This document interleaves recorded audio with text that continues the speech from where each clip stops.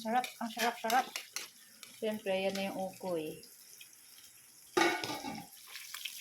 Ukoy.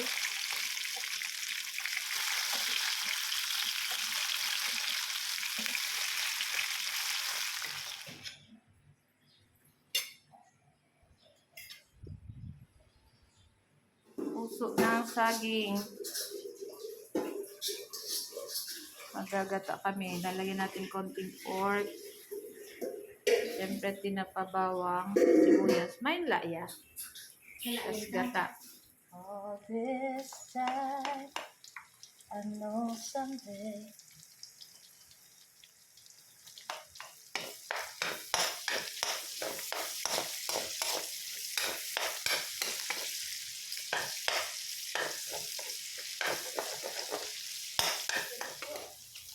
O yan na, nilagay yung tinapa. May pork yan, may bawang sibuyas, tapos tinapa. Siyempre, ilalagay na yung pangalawang gata. Yan. Masarap sa ginataang puso ng saging magata. Yan. Hintayin lang natin yung kumulo. Pag kulo, pwede na natin ilagay yung puso na saging na pinigaan natin. Nilaman sa asin, no? Yan. Lagay tayo ng asin, syempre, para pang palasa. Yung ating tinapa may alat na yung kaya konti lang asin. Estimate lang. Tapos, syempre, may paminta. Konti. Op! There they say. Siyempre, uukag-ukagon. Hintayin lang natin yung kumulo. Ayan, nagkulo na. Pwede na natin ilagay yung puso ng saging. Kayo ba guys, pag nagluluto, nilalagay yung luya?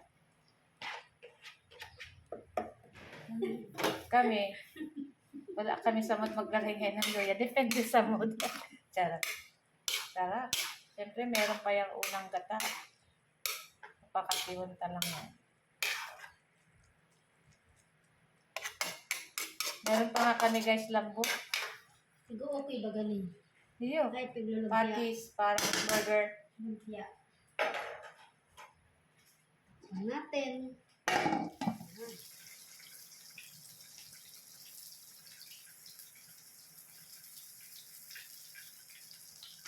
Ang sarap. Ang sarap, sarap. Hindi na ako makakan. Bakit pa ko?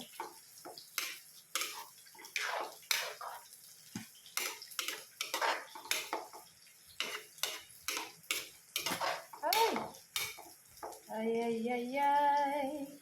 This Bombay. Siyempre, yan na yung ukoy. Ay, ukoy.